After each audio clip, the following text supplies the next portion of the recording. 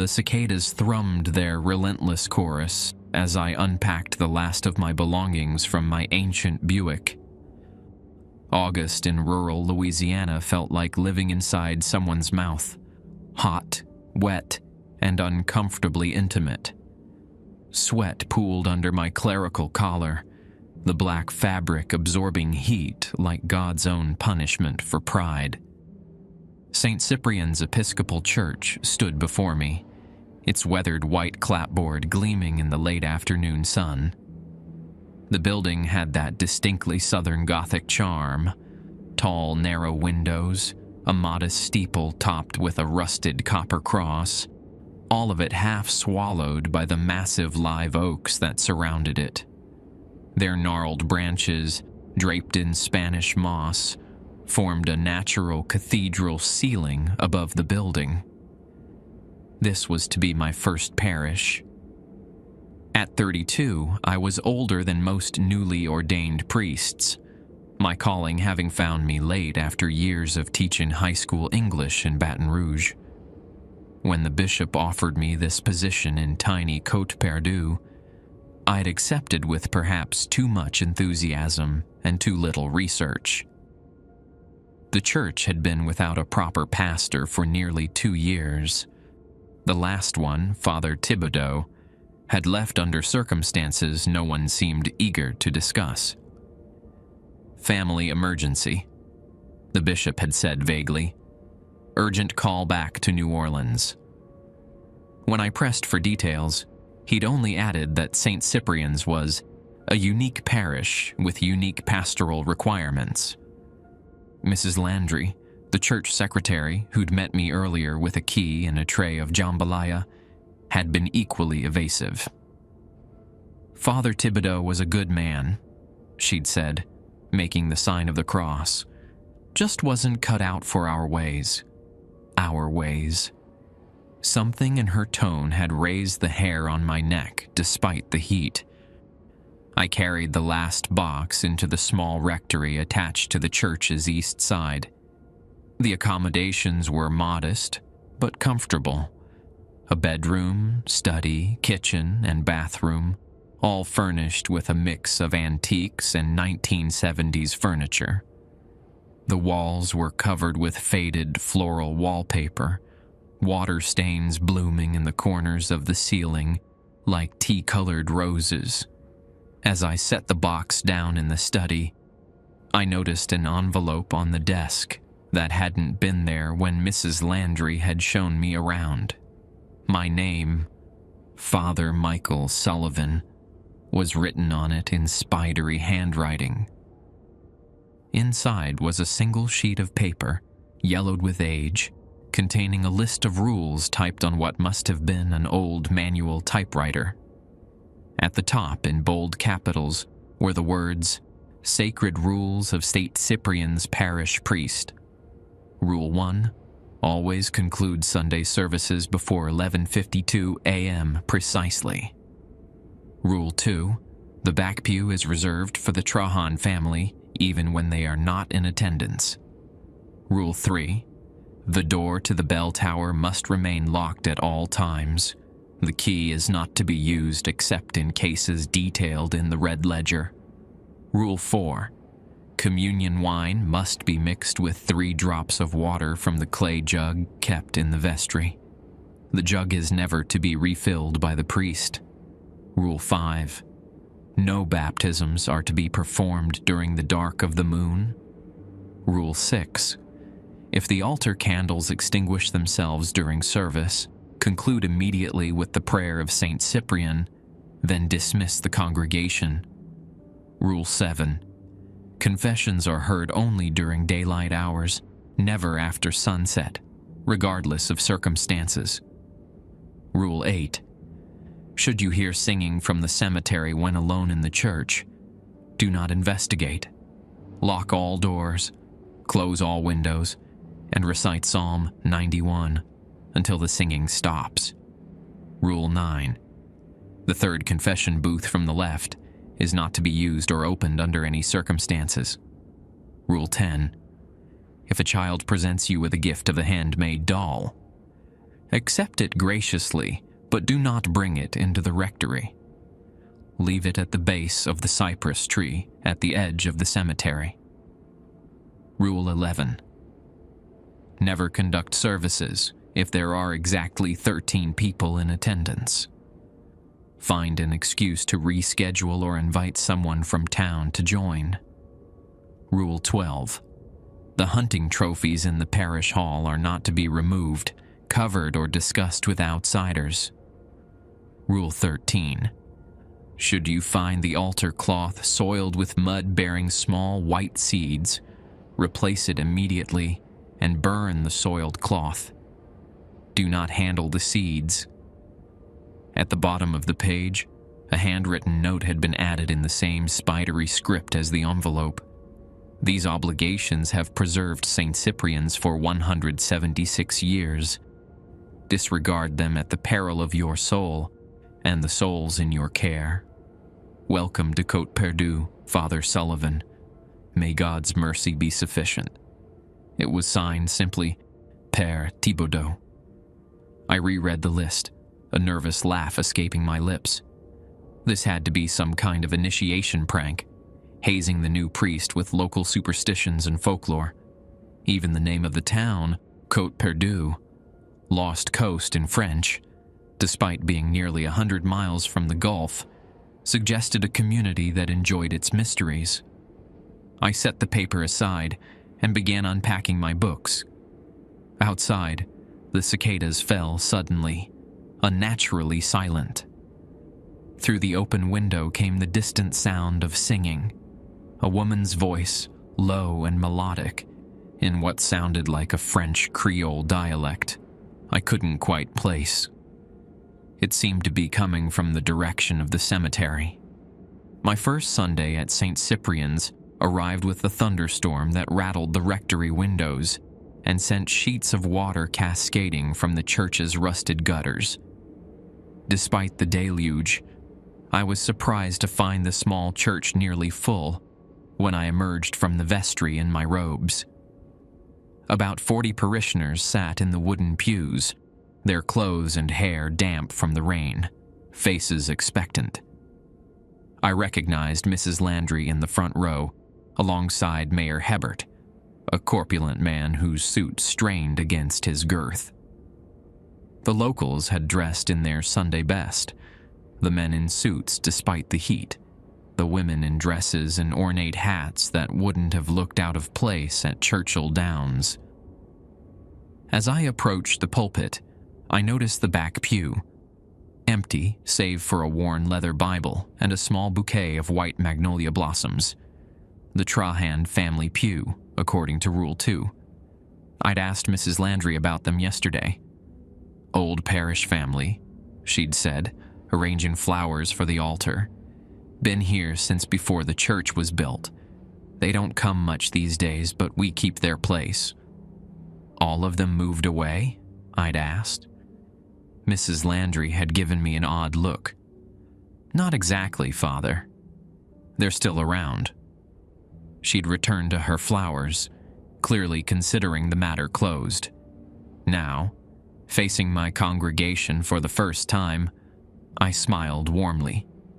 Good morning and peace be with you. I'm Father Michael Sullivan, and I'm honored to join the St. Cyprian's family. And also with you, they responded in unison, their voices blending in the peculiar acoustics of the old church. I couldn't help but notice several parishioners glancing at wristwatches or the ancient clock at the back of the nave. Rule 1 echoed in my mind. Always conclude Sunday services before 11:52 a.m. precisely, an oddly specific time that I'd initially dismissed as superstition, but seeing the collective concern for the hour gave me pause.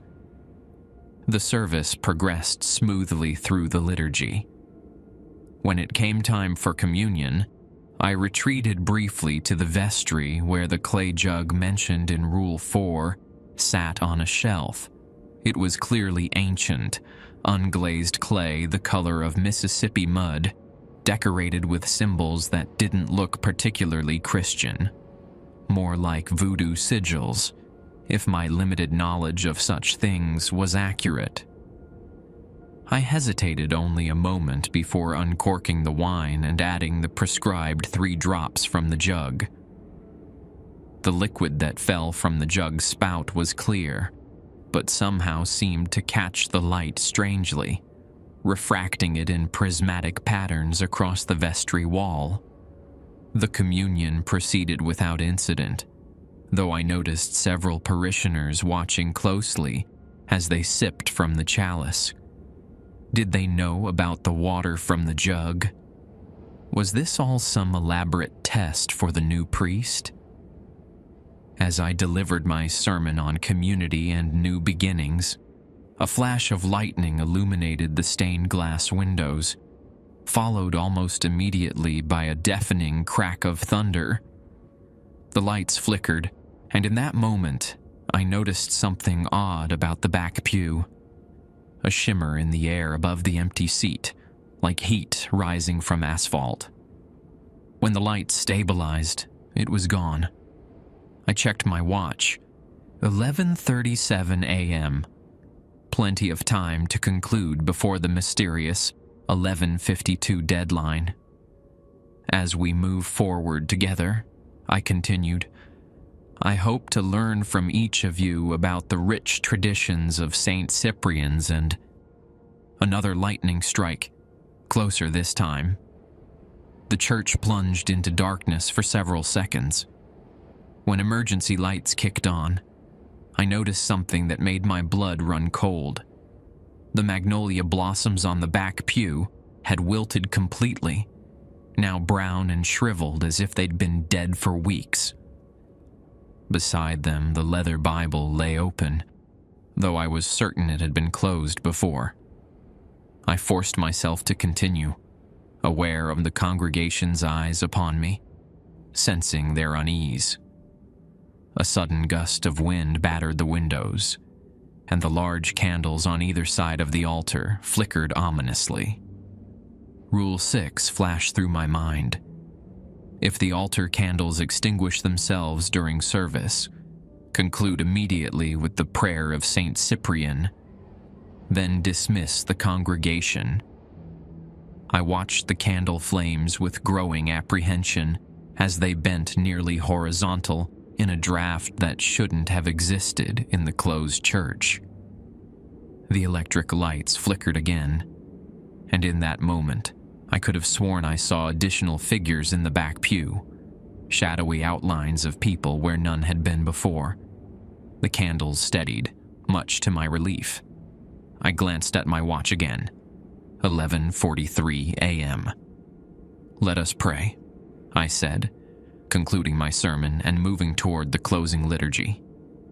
The congregation bowed their heads, but I noticed several still watching the candles from the corners of their eyes. As I led the closing prayer, I became aware of a peculiar smell permeating the church, something like wet soil mixed with sweet decay, reminiscent of the bayou but more intimate somehow. It seemed strongest near the altar. I glanced down and froze mid-sentence. The pristine white altar cloth now bore a distinct muddy handprint, small, like a child's, with slender fingers that stretched longer than any human child's should. Within the mud, tiny white seeds caught the light like pearls. Rule 13. Should you find the altar cloth soiled with mud bearing small white seeds, replace it immediately and burn the soiled cloth. My hesitation lasted only a moment, but the congregation noticed. Mrs. Landry's eyes widened in alarm. Mayor Hebert half rose from his seat. "Father," he said urgently, gesturing at my watch. It was 11:49 a.m. I swallowed hard and switched to the prayer of St. Cyprian, which I'd fortunately reviewed the night before, curious about our church's namesake. St. Cyprian, righteous defender against the dark arts and maleficence, intercede for us against all evil machinations and infernal dangers. Let no curse, hex, spell, or demonic influence corrupt this sacred space or the souls within it. As I recited the prayer, the handprint on the altar cloth seemed to darken, the mud becoming almost black. The white seeds began to move slightly, like rice in boiling water. I concluded the prayer and dismissed the congregation with shaking hands. Go in peace to love and serve the Lord. Thanks be to God, they responded, already gathering their belongings with unusual haste. The clock read 11:51 a.m. Mrs. Landry approached the altar as the others filed out, her expression grim. Without a word, she produced a clean altar cloth from a drawer in the communion table and gestured for me to step aside. "I'll take care of this, Father," she said quietly, carefully folding the soiled cloth without touching the handprint. "You should go to the rectory now. Quickly." "But what's happening? What are these seeds?" She glanced at the clock. 11:52 a.m. Not seeds, Father. Teeth. 3 days after my unsettling first service, I sat on the rectory porch, nursing a glass of sweet tea and watching fireflies rise from the cemetery like wayward stars. The evening was thick with humidity, promising another storm before morning.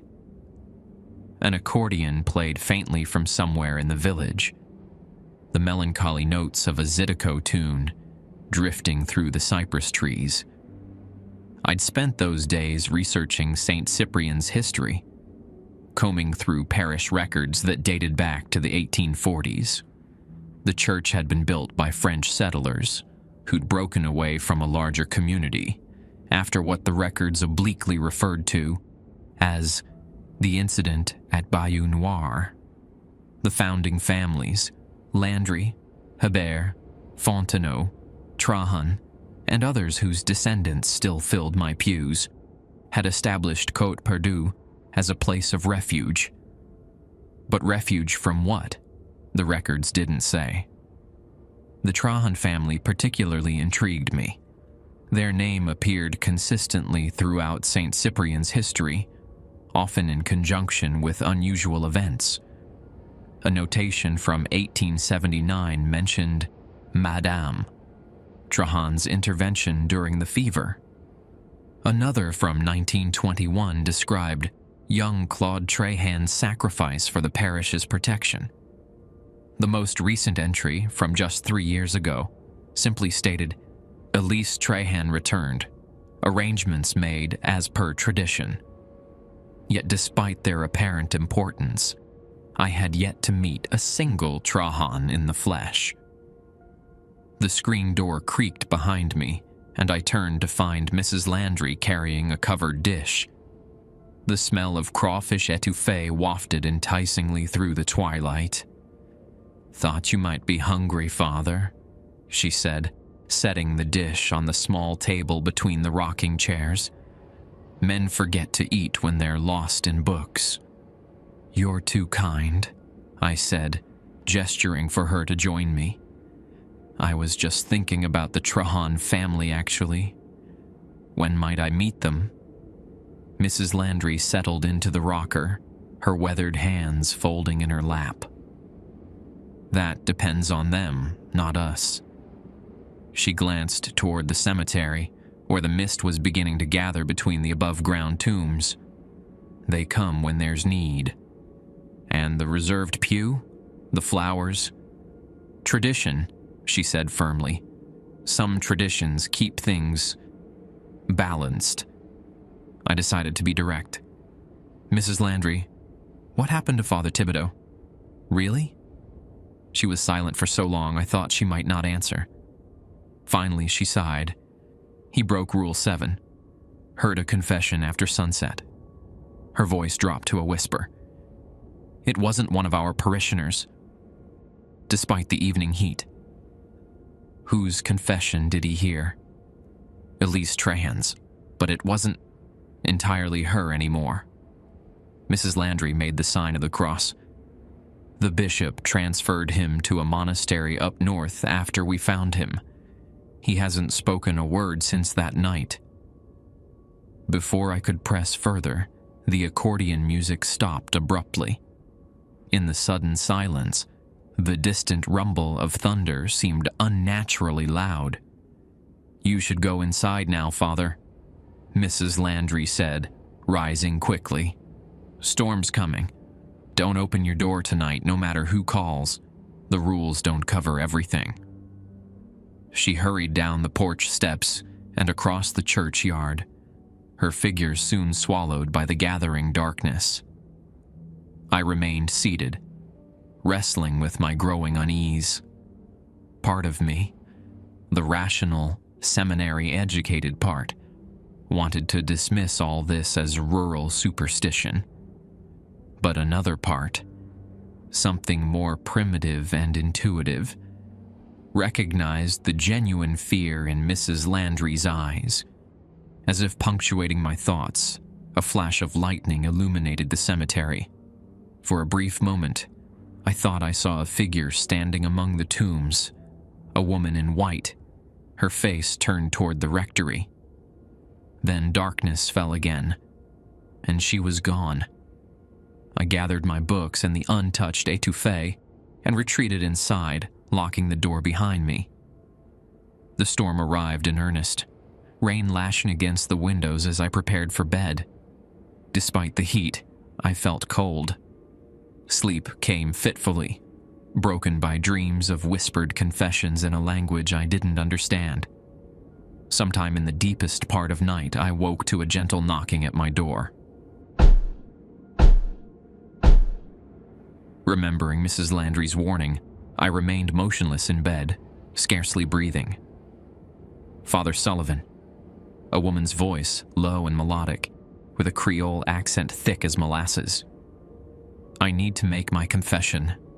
Please open the door." I stayed silent. "I know you're awake, Father. I can help you understand this place, the rules, the real history of St. Cyprian's." Despite my better judgment, I found myself drawn to the door. My hand was on the knob when lightning flashed again, illuminating the crack beneath the door and the water seeping under it. Not rainwater, but something darker and thicker that smelled of the bayou. "Just open the door, Father Sullivan. Don't you want to meet the Trahan family? We've been waiting so long for a priest who truly understands." The doorknob turned beneath my hand, not by my action, but on its own, the lock clicking open. I stumbled backward, my heart pounding. "Our pew sits empty," the voice continued, now coming from directly outside my bedroom window. "But we never really left. Côte Perdue belongs to us. St. Cyprian's belongs to us." Thunder crashed directly overhead, and the power went out, plunging the rectory into absolute darkness. In that blackness, I heard the distinct sound of my front door opening, followed by footsteps in the hall, multiple sets, moving with an odd, dragging rhythm. I fumbled for my phone, using its weak light to locate the list of rules. Nothing about nocturnal visitors. Nothing about what to do when the locked door opens on its own.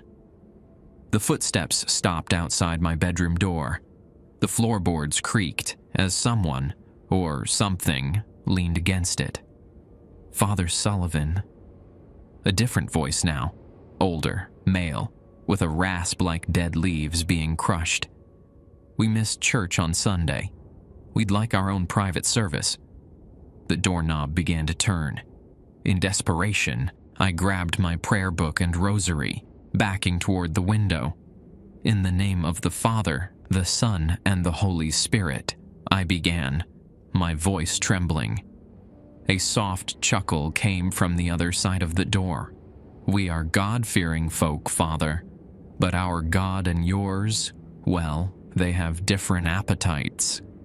The door opened a crack, and through it, I caught a glimpse of pale faces in the darkness.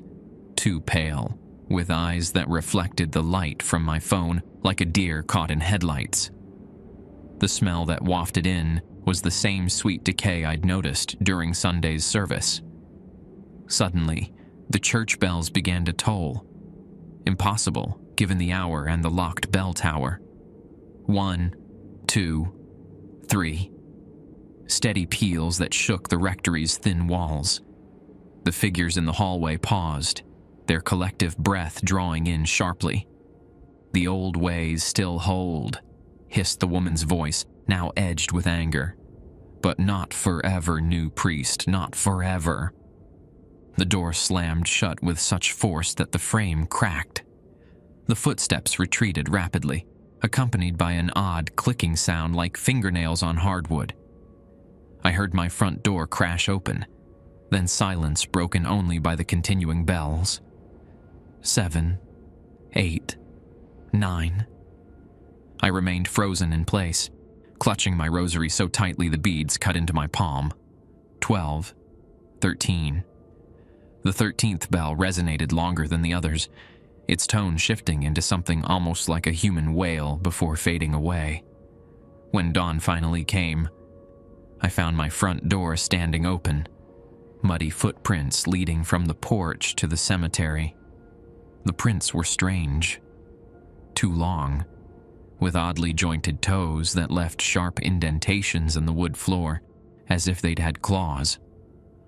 On the rectory steps lay a fresh bouquet of magnolia blossoms and a note written in elegant, antiquated script. "Sunday next, Father Sullivan. Our pew won't be empty. Prepare the wine properly." It was signed simply, "The Trahans." The morning after the nocturnal visitation, I called the bishop in Baton Rouge. The conversation was brief and unsatisfying. "Every parish has its quirks, Father Sullivan," he said, his voice crackling over the poor connection. "St. Cyprian's more than most. With all due respect, Bishop Gregory, what happened last night went beyond quirks. I had intruders. The bell tower, which I'm told must remain locked at all times, somehow rang 13 times at 3 in the morning. A long pause followed. The bell tower rang 13 times. Yes, and I found muddy footprints leading from my door to the cemetery. Another pause, longer this time. I'm sending Father Antoine LeBlanc to assist you. He grew up near Côte Perdue and understands the local traditions. Until he arrives, follow the sacred obligations to the letter. But to the letter, Father Sullivan, and find the red ledger. It should be in the vestry somewhere." He hung up before I could press further. The red ledger. Rule 3 had mentioned it in connection with the bell tower key. The door to the bell tower must remain locked at all times. The key is not to be used except in cases detailed in the red ledger. I spent the morning searching the vestry, examining every drawer and cabinet. The small room was cluttered with decades of accumulated ecclesiastical odds and ends. Tarnished candlesticks, faded vestments, boxes of half-melted baptismal candles. No ledger. Mrs. Landry arrived around noon, carrying a pot of gumbo and a fresh loaf of French bread. Her eyes widened when she saw the vestry in disarray. "Spring cleaning already, Father?" "I'm looking for something called the red ledger. The bishop mentioned it." She set the food down carefully, her expression guarded. "That's been missing for some time. Father Thibodeau had it last." "And where might he have kept it?" Mrs. Landry hesitated. "Have you been up to the bell tower yet?" "The rules say it's to remain locked." "Yes, but you're the priest. Sometimes you need to check that everything's secure up there." She produced an ancient iron key from her pocket and handed it to me. just remember to lock it when you're done. And Father, don't linger after sunset." With that cryptic warning, she left me to my gumbo and my thoughts. I waited until the afternoon light was strong before climbing the narrow spiral staircase to the bell tower. The steps were worn smooth in the middle from generations of feet, though according to Mrs. Landry, the tower was rarely accessed. The incongruity wasn't lost on me. The air grew noticeably cooler as I ascended, carrying the musty scent of old paper and something metallic that reminded me of blood. At the top, a heavy wooden door secured with an iron lock barred the way. The key fit perfectly, turning with a reluctant groan. The bell chamber was small, just large enough for the massive bronze bell suspended from ancient oak beams. Dust motes danced in the sunlight that streamed through narrow windows on all four sides. The bell itself was older than I'd expected, its surface covered in Latin inscriptions and symbols that predated Christian iconography. Some looked almost pagan. Below the bell, a small wooden desk held a single book bound in faded red leather, the ledger I'd been seeking. Beside it lay a dead raven, its body desiccated as if it had been there for months, though I'd heard no mention of a bird in the tower. I approached cautiously, half expecting the bell to ring of its own accord. When nothing happened, I picked up the ledger, brushing dust from its cover.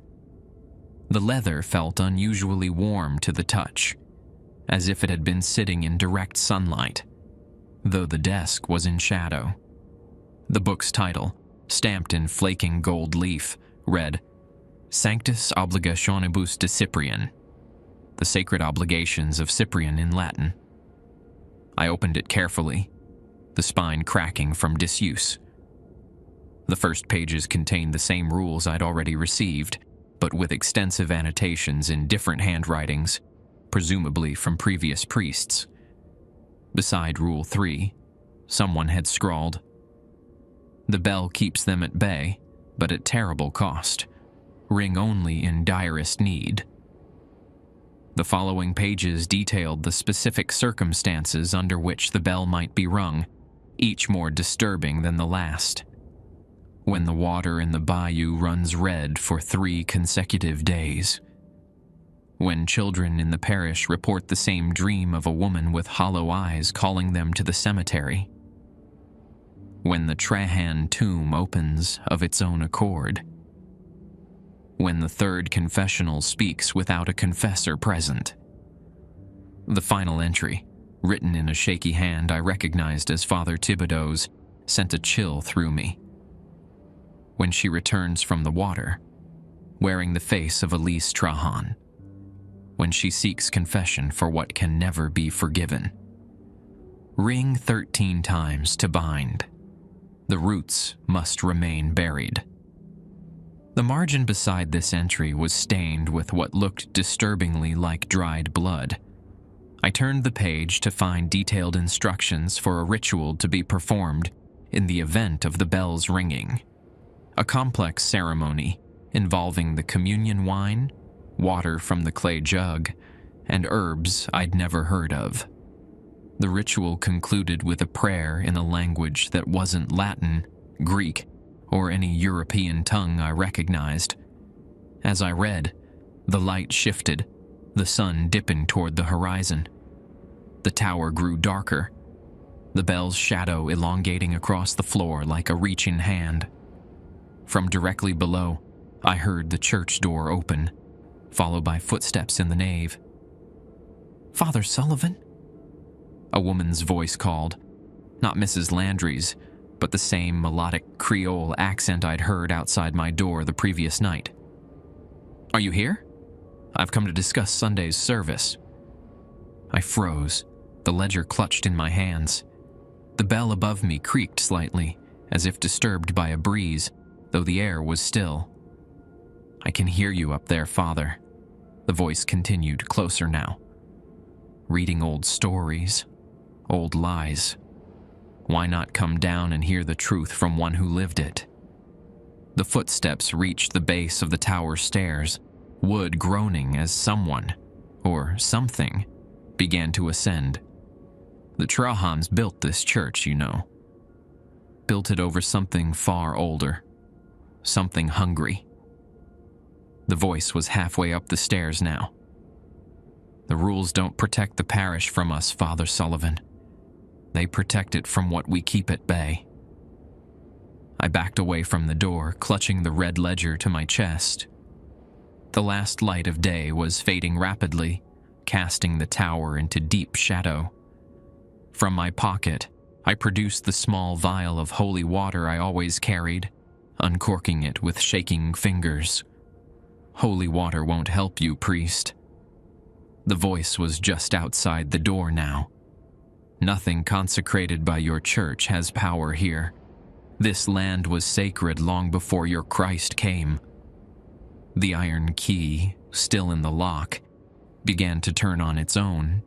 In desperation, I reached up and touched the bell, causing it to ring softly.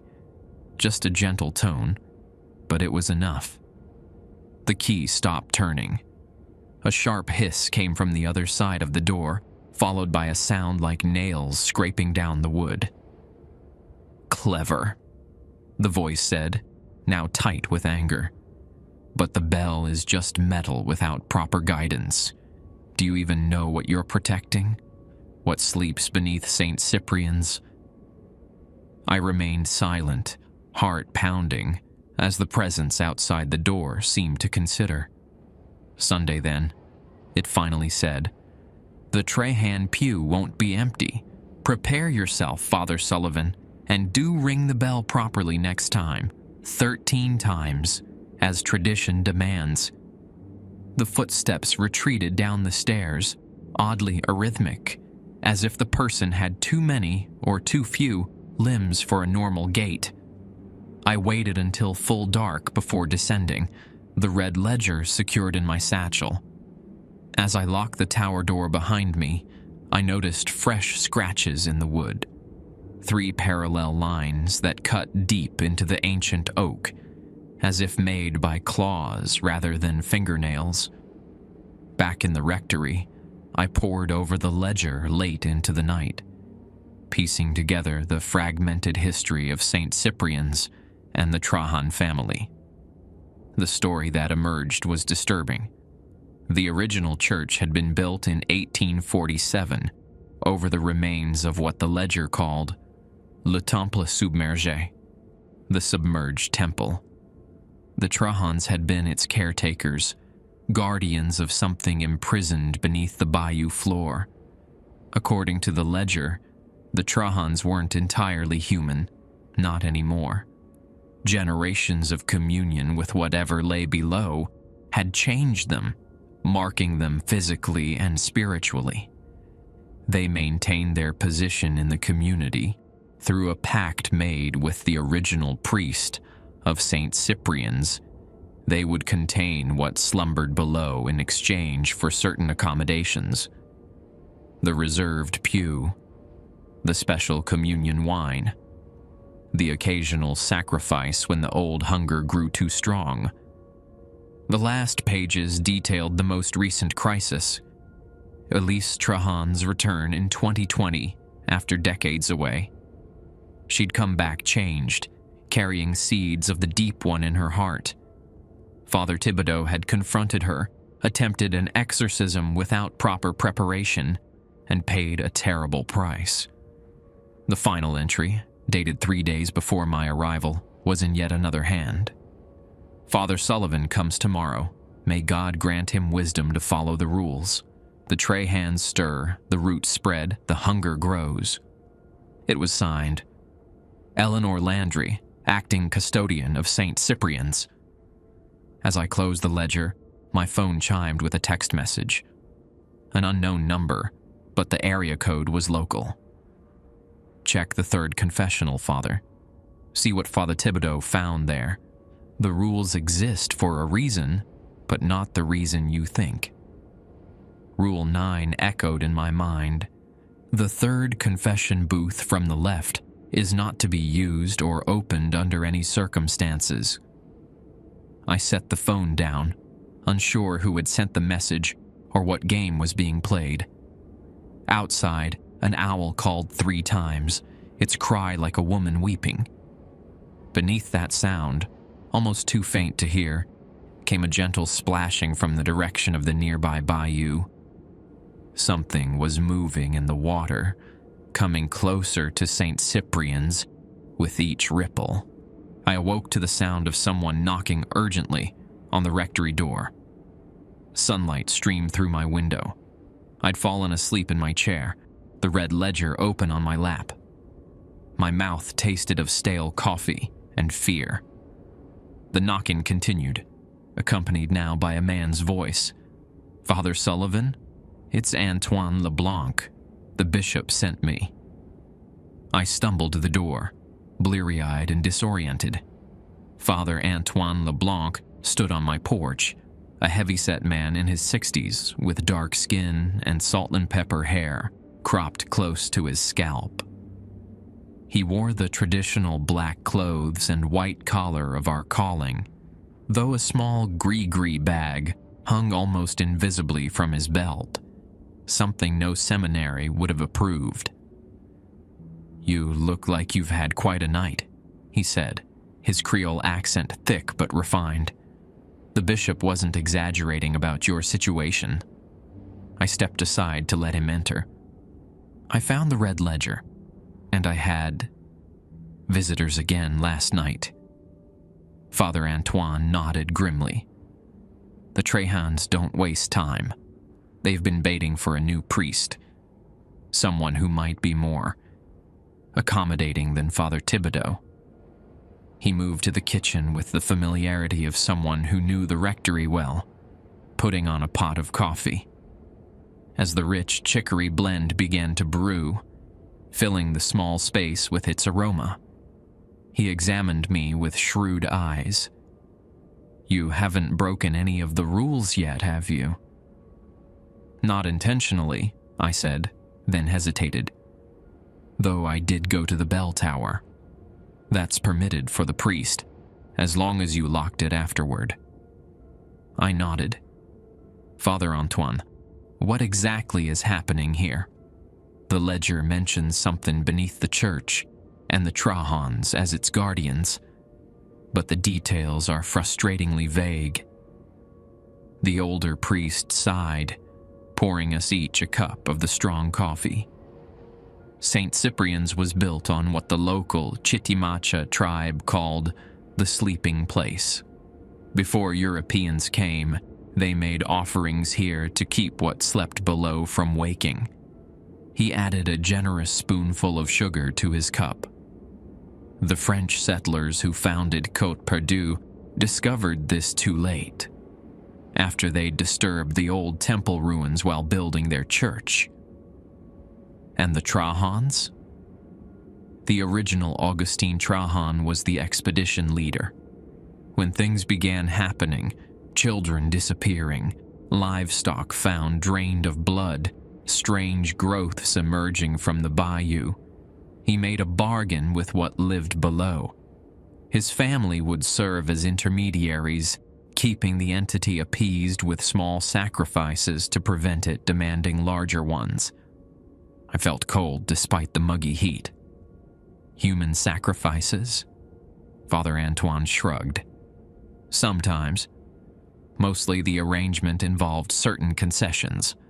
The reserved pew, ritual observances, looking the other way when the Trahans required, sustenance. The rules evolved to minimize harm, while acknowledging realities the church would rather not confront. So we're facilitating some kind of pagan worship. How can that possibly align with our vows?" "The alternative is worse," he said simply. "Much worse. The bishop knows this. Every bishop since 1855 has known." I struggled to reconcile this with my faith, with everything I'd been taught. "And Father Thibodeau? What happened to him exactly?" He thought as you do, decided the arrangement was sacrilege, that the church shouldn't compromise with darkness. Father Antoine stared into his coffee. He tried to drive the tray hands out, refused to perform the rituals.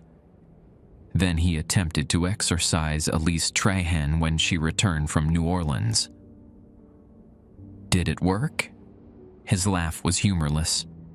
In a matter of speaking, he drove something out of her, yes, but Elise was the only one holding it back.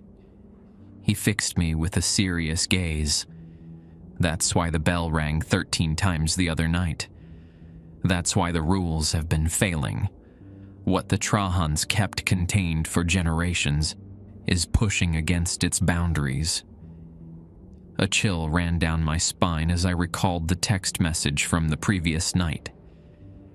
Someone told me to check the third confessional. Rule 9 says it's not to be used or opened. Father Antoine set his cup down so quickly, coffee splashed over the rim. Who told you that? An anonymous text. Local number. It's a trap, he said flatly. The third confessional is sealed for a reason. It's where Father Thibodeau performed the exorcism on Elise Trahan.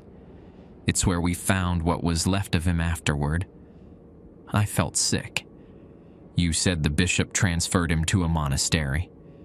We found his body. What survived was his soul, but not his mind. Father Antoine made the sign of the cross. The bishop felt a living shell was better than admitting what actually happened. Through the window, I could see Mrs. Landry crossing the churchyard with her usual basket of food. Father Antoine followed my gaze. Eleanor Landry is one of the good ones. Her family has helped maintain the balance for generations. Trust her, and Mayor Hebert. The rest. He shrugged. Côte Perdue is more Trahan than not these days, by blood if not by name. Mrs. Landry entered without knocking, her expression shifting from concern to relief when she saw Father Antoine. Thank the Lord, she said, setting down her basket. You got here in time. Not a moment to spare, from what I hear, he replied, embracing her warmly. The bell rang. 13 times, she confirmed. And there's more. Show him, Father Sullivan. I retrieved the note left by the Trahans, with its ominous mention of Sunday service. Mrs. Landry and Father Antoine exchanged worried glances. They never come to church, Mrs. Landry said. Not as a family. Not in decades. They're planning something, Father Antoine mused. The question is what? And who sent me the text about the third confessional? I added. If it's sealed for our protection, someone wants you to break the seal, Father Antoine finished grimly. Someone working for what's stirring below. Mrs. Landry crossed herself. Or someone who wants to show him the truth. An uncomfortable silence fell. Father Antoine finally spoke. We should check the confessional. Not open it. Just ensure the seals are intact. The three of us walked to the church, the morning sun already heating the air to an oppressive degree. Inside, the nave was cool and dim, mote-filled light streaming through the stained glass windows. The confessionals stood along the west wall. 3 identical wooden booths, ornately carved with scenes of biblical forgiveness. Or so I'd thought. As we approached, I noticed the carvings on the third booth were subtly different. The figures more angular, their postures suggestive of supplication to something looming above them. Something only partially depicted in the wood. Father Antoine produced a small vial of oil and anointed the door, murmuring prayers in what sounded like a mixture of Latin and something older. Mrs. Landry stood back, her rosary clutched tightly in gnarled fingers. The seals are weakening, Father Antoine announced. pointing to hairline cracks in the wood that formed patterns like branching roots. Something's been working on them from the inside. "That's not possible," Mrs. Landry whispered. "There's nothing in there. We cleaned it out after what happened." Father Antoine pressed his ear to the door, then recoiled. "There's something in there now."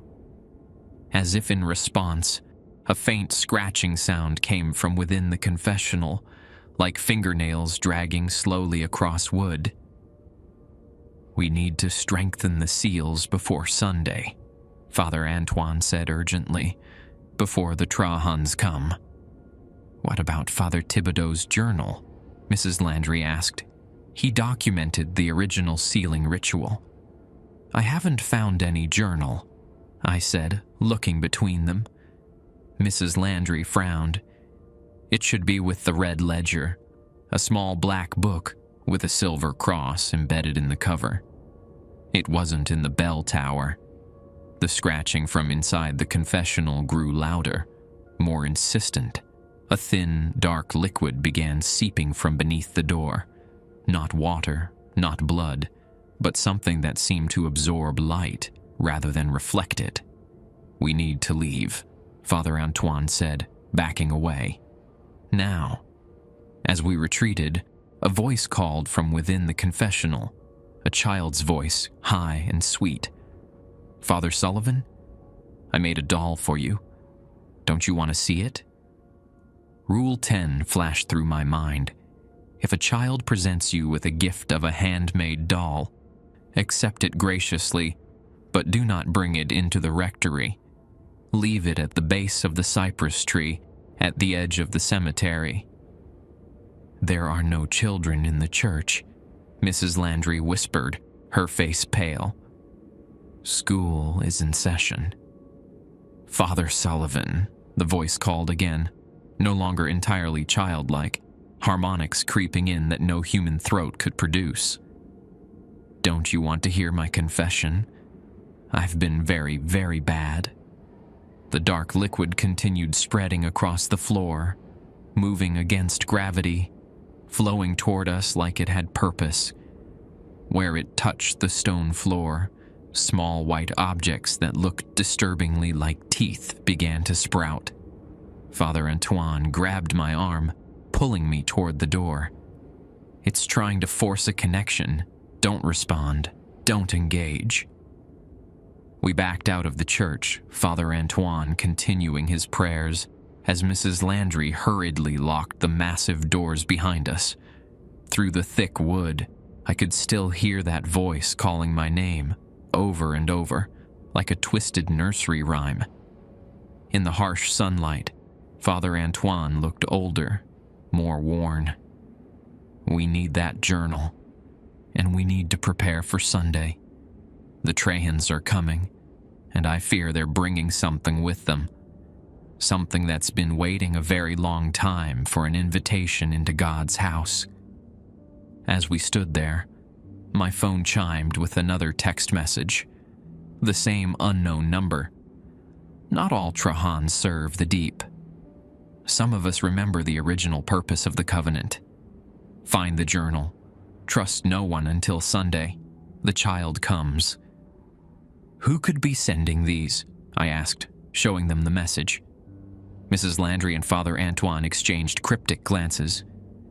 "Elise Trahan had a daughter," Mrs. Landry said quietly. "Marie. She fled Côte Perdue years ago, rejecting her family's legacy. The Trahans disowned her." "If Marie is reaching out," Father Antoine added, "it means the situation is even more dire than we thought. The schism in the Trahan family was violent." From inside the church came a sudden silence, then a sound like laughter. Multiple voices, none of them human, rising in a terrible chorus that resonated through the walls. "We need to find that journal," Father Antoine said grimly, "and pray we're not already too late." We spent the remainder of that day searching the church and rectory for Father Thibodeau's missing journal. We looked everywhere: cabinets, closets, floorboards, even inside the hollow bases of the larger saint statues. Nothing. As evening approached, Father Antoine prepared to leave for the small motel on the edge of town. He'd brought supplies for reinforcing the confessional seals, blessed oil, St. Benedict medals, and pouches of herbs I didn't recognize. But we agreed to wait until morning to apply them. "Don't open your door tonight," he warned, echoing Mrs. Landry's earlier advice. "And whatever you do, don't enter the church alone before I return at dawn." After he left, I sat on the rectory porch with a glass of bourbon, watching the fireflies and contemplating my strange situation. Seminary had prepared me for crises of faith, theological debates, and the challenges of ministering to a community. It had not prepared me for ancient entities beneath the bayou, families changed by generations of unholy communion, or sealed confessionals leaking darkness. As twilight deepened into true night, my phone chimed again. The now familiar unknown number. The journal isn't in the church. Thibodeau was smarter than that. Check the place where all Côte Perdue's real histories are kept. I texted back for the first time, "Who are you?" The response came quickly. A Trahan who remembers our original purpose. Guardians, not servants. Marie Trahan. 3 dots appeared, then disappeared. Finally, not safe to say more. Find the journal before Sunday. Look where the town keeps its dead history. The town's dead history. What could that mean? The cemetery seemed too obvious. The parish records? We'd already searched those. I took another sip of bourbon, trying to think like Father Thibodeau, a man desperate to hide something of crucial importance from people who knew the church intimately. Suddenly, it clicked. The Côte Perdue Historical Society, a small museum housed in what had once been the town's original schoolhouse, now maintained by a retired history teacher named Dr. Prejean. I'd noticed it during my initial tour of the town, but hadn't yet visited. I checked my watch. 9:17 p.m., almost certainly closed. But perhaps Dr. Prejean lived nearby? I called Mrs. Landry, who answered on the first ring as if she'd been expecting my call. "The Historical Society," I said without preamble. Could Father Thibodeau have hidden something there? Her sharp intake of breath was answer enough. Claude Prejean was one of his few confidants, but the society closes at 5. Does Dr. Prejean live locally? Could we contact him tonight? "He lives above the museum," she said. "But Father, it isn't safe for you to go out after dark. Not with things as they are." "This can't wait," I insisted. "The text messages, if they're really from Marie Trahan, she's trying to help us prepare for whatever's coming Sunday." Mrs. Landry was silent for a moment. "I'll drive you," she finally said. "Give me 15 minutes. While waiting, I gathered what seemed like prudent protection: my vial of holy water, a small silver crucifix, and on impulse, the clay jug from the vestry. Rule 4 had specified using its water for communion wine. Perhaps it held other protective properties. Mrs. Landry arrived in an ancient blue Cadillac that had seen better decades. As I climbed in, I noticed the various protective charms hanging from her rearview mirror: crosses, saint medals, and items less recognizably Christian. "Folk traditions," she said, following my gaze. "My grandmother was a traiteur, a healer. Some things the church frowns on still have power here." We drove through Côte Perdue's darkened streets in silence. The small town had a different character at night.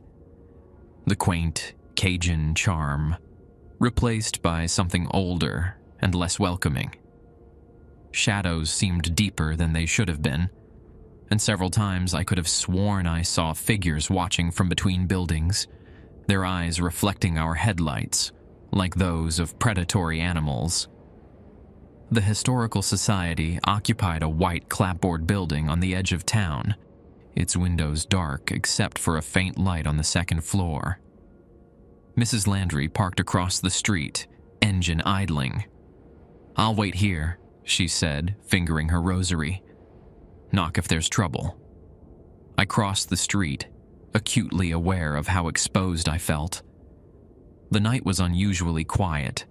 No insects chirping, no distant music from the local bar, not even the normal sounds of the bayou.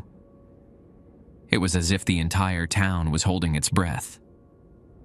I climbed the steps to the museum's front porch and knocked on the door. After a long moment, a light came on inside, and a wizened face peered through the window. The door opened to reveal a thin man in his 70s, with sparse white hair and thick glasses that magnified his pale blue eyes. "Father Sullivan," he said, not sounding particularly surprised. "I wondered when you'd come." "Dr. Prejean? I apologize for the late hour, but I need to ask you about Father Thibodeau." He glanced past me at Mrs. Landry's idling car, then up and down the empty street. "You'd better come in. Quickly now." The museum's interior smelled of old paper and furniture polish. Glass display cases contained the usual small-town historical artifacts: Civil War bullets, agricultural implements, sepia photographs of stern-faced founders. Dr. Prejean led me past these to a back room filled with filing cabinets and bookshelves. "Edouard Thibodeau was a troubled man when he left," Dr. Prejean said, closing the door behind us. "But he wasn't mad, no matter what the bishop might have told you. I'm looking for his journal, a black book with a silver cross on the cover." Dr. Prejean's eyebrows rose above his glasses. "What makes you think I have it?" "A reliable source suggested Father Thibodeau would have trusted you with something important." "Marie Trahan reached out, did she?" He smiled thinly at my startled expression. "News travels quickly in small towns, Father. Especially when the Trahans start making moves after years of relative quiet." He crossed to a large portrait of a stern-looking man in 19th century clothing. "Augustin Trahan, the town's founder. A complicated man who made a complicated bargain." The portrait swung outward on hidden hinges, revealing a small wall safe. Dr. Prejean spun the dial with practiced ease and removed a black leather-bound book with a tarnished silver cross embedded in its cover. "Edouard believed the church had become complicit in something monstrous," he said, handing me the journal. "He thought the rules enabled evil rather than containing it.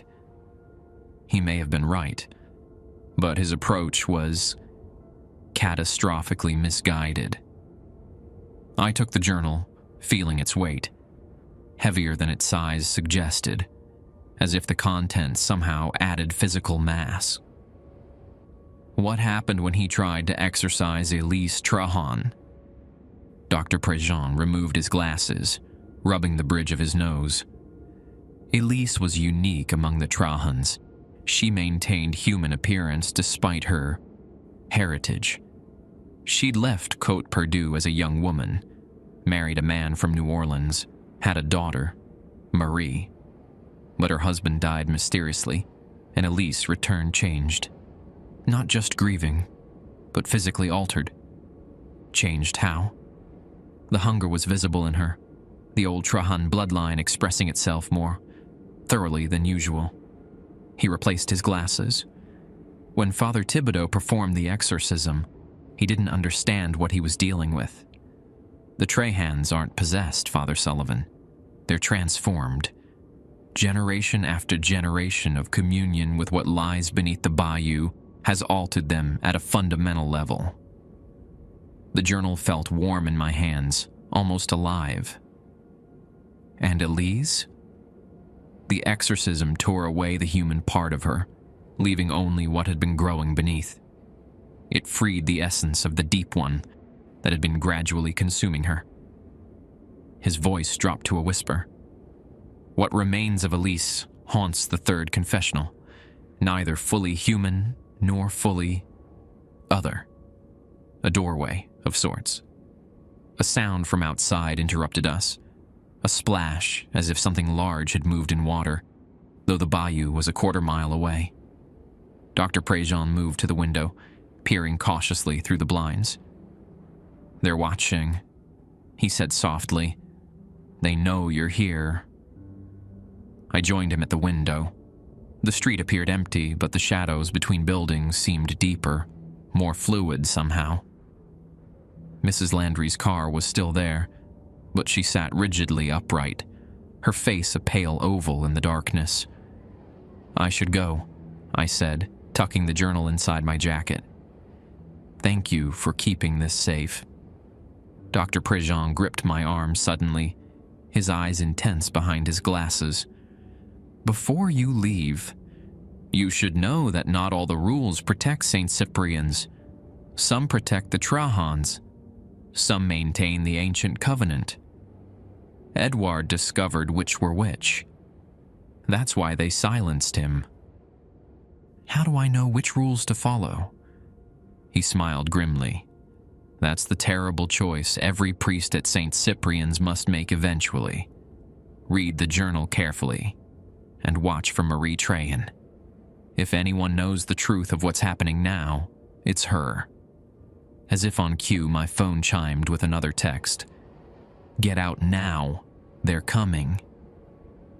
Dr. Prejean's face drained of color as splashing sounds surrounded the building. Impossible, given our distance from water. "Go out the back," he urged, pushing me toward a rear door. "Through the old cemetery. Don't stop until you reach consecrated ground." "What about you?" "I've lived in Côte Perdue all my life, Father. I know how to manage." He pressed a small object into my hand, a tarnished silver key. "For the third confessional. If all else fails, Elise might help. She wasn't always a monster." The splashing grew louder, accompanied now by a wet, slithering sound against the building's exterior walls. Through the front windows, I could see dark water flowing up the porch steps, moving against gravity, thick with writhing shapes. Mrs. Landry's car engine roared to life as she reversed sharply, narrowly avoiding a surge of the dark water that rushed across the street toward her. Her tires squealed as she sped away, presumably to get help. "Go!" Dr. Prejean shouted, pushing me toward the back door. "Read the journal! Trust Marie!" I rushed out the rear entrance into an overgrown cemetery far older than the one beside St. Cyprian's. Moonlight illuminated crumbling tombs and tilting headstones, many bearing the Trahan name in various stages of erosion. Behind me, the museum's windows shattered inward, followed by Dr. Prejean's shout, abruptly cut short. I ran through the cemetery, clutching the journal to my chest, pursued by sounds no human throat could make, and the constant, impossible splashing of water where no water should be. I fled through the cemetery, Father Thibodeau's journal clutched against my chest. Behind me, something splashed through impossible water, hunting me by the blood dripping from my injured leg. A woman emerged from the shadows, grabbing my arm. "This way." "Marie Trahan?" I gasped as she pulled me through unfamiliar back streets. She nodded, leading me toward St. Cyprian's. "Did you get the journal?" "Yes, but Dr. Prejean is either dead or worse," she finished grimly. We slipped into the church through a side door, Marie quickly lighting candles around the altar. She flipped through the journal, her expression darkening. It's worse than I feared. The seal is failing completely. What exactly lies beneath Saint Cyprian's? I demanded. Le mangeur des âmes, the soul eater. The Chitimacha called it the root that drinks. It's ancient, awakening cyclically to feed. She rolled up her sleeve, revealing a birthmark resembling twisted roots. Every Trahan bears this covenant mark. Most embrace the transformation it brings. I rejected it. And your mother? In the confessional? Part of her. The exorcism created a tear between worlds. She pointed to Father Thibodeau's analysis. Only rules 1, 5, 6, 8, and 12 actually protect against the entity. The others serve the Trahans or maintain their feeding covenant. Those dusty hunting trophies are protective. They're bound manifestations of the entity. The church itself forms a containment circle with specific anchor points. What happened Sunday? The Trahans are bringing my mother's remains to reunite with what's in the confessional, creating an anchor for the entity to fully emerge. We need to perform the binding ritual Thibodeau attempted. She showed me diagrams requiring 3 participants: a priest of St. Cyprian's, a Trahan by blood, and a mediator. Father Antoine cannot be trusted, Marie interrupted. The LeBlancs have been allied with the Trahans for generations. The church bell began to toll without human aid. They found us, she whispered. Outside, dark shapes converged on the church. Through the window, I recognized Dr. Préjean, Mrs. Landry, and Father Antoine, all moving wrongly, directing the others. Marie revealed a hidden door behind a vestry cabinet. The escape tunnel. It's our only chance. As the main door splintered, I followed her into darkness, torn between flight and my sacred obligations to St. Cyprian's. The tunnel led us to an abandoned caretaker's cottage, half swallowed by kudzu at the edge of church property. Marie sealed the passage behind us with a combination of prayer and a strange paste made from herbs she carried in her pocket. They won't find us here, she said, drawing curtains over broken windows. This place has protections older than St. Cyprian's. The cottage interior was surprisingly intact, despite its external decay. Shelves lined with jars of preserved specimens, none I wished to examine closely, surrounded a worn table covered in faded diagrams. Marie cleared space and laid the journal open. Sunday gives us one advantage, she said, lighting oil lamps. They need a complete ritual with 13 family members. That means preparation, coordination. What's our plan? I asked, examining yellowed pages detailing the binding ritual. We need a third participant, someone untouched by either St. Cyprian's or the Trahans. She pointed to a diagram showing 3 figures forming a triangle. The ritual requires balance: a servant of God, a blood descendant of the covenant, and a neutral vessel. In a town this small, where everyone's connected, she smiled grimly. I have someone, an anthropologist from Tulane studying local folklore. She's been documenting my family history for months without realizing its true nature.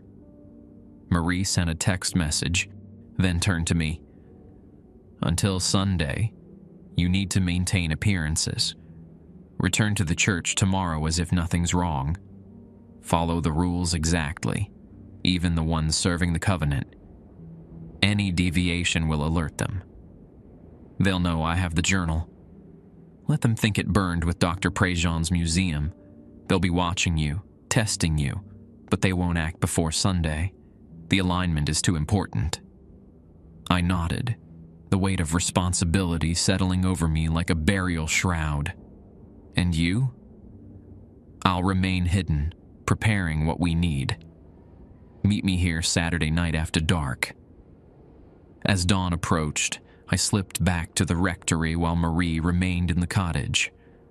I found my door ajar, the interior ransacked but otherwise undisturbed.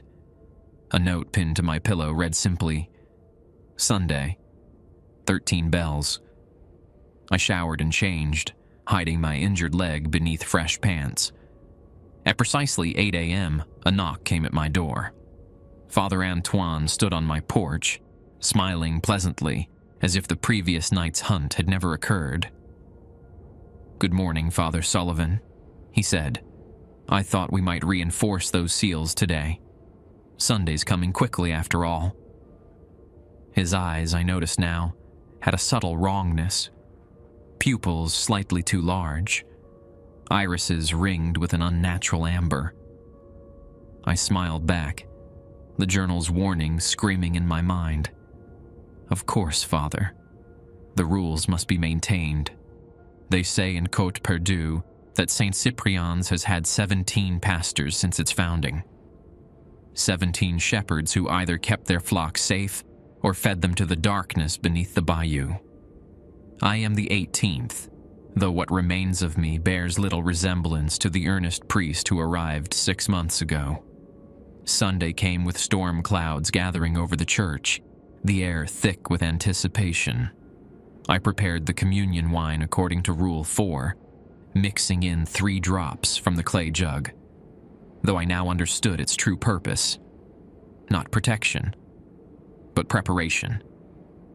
The wine wasn't meant to safeguard the congregation, but to gradually attune them to the entity's essence, making them easier to consume when the time came. The Trahans arrived as promised, 13 of them filling their reserved pew with eerie silence. Their faces bore subtle variations of the same features: 2 wide eyes, slightly elongated fingers, skin with the faintest greenish undertone. At their center sat an elderly woman in a white dress, her lined face a more human version of the statue I'd glimpsed during my flight through the cemetery. Emmeline Trahan, the family matriarch. Marie and our third participant, Dr. Gabrielle Wilson from Tulane, waited in the secret passage, ready to emerge when I gave the signal.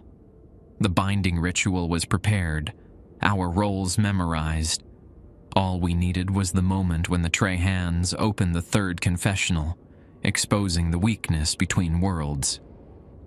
But someone had revised the rules. The sacred obligations of St. Cyprian's continue, though they've changed since that bloody Sunday. The church remains, rebuilt after the fire, its white clapboard pristine against the moss-draped oaks. The congregation grows steadily, drawn by rumors of miracles and the charismatic new priest. If you attend services, you'll notice certain oddities. The pastor drinks deeply from the communion chalice, but distributes only wafers to his flock. 13 carved figures surround the altar, where hunting trophies once hung. The third confessional remains sealed, though sometimes parishioners report hearing whispers from within. A woman's voice reciting what sounds like rules. The Trahans still occupy their reserved pew, though they now extend hospitable invitations to newcomers, especially those with young children. The pastor visits their estate frequently, emerging with renewed vigor and sermons that leave the congregation spellbound. And sometimes, walking the bayou at night, locals glimpse a solitary figure in clerical collar, standing knee-deep in dark water, head tilted as if listening to something beneath the surface. The rules protect St. Cyprian's. The question has always been, from what? Or perhaps, from whom?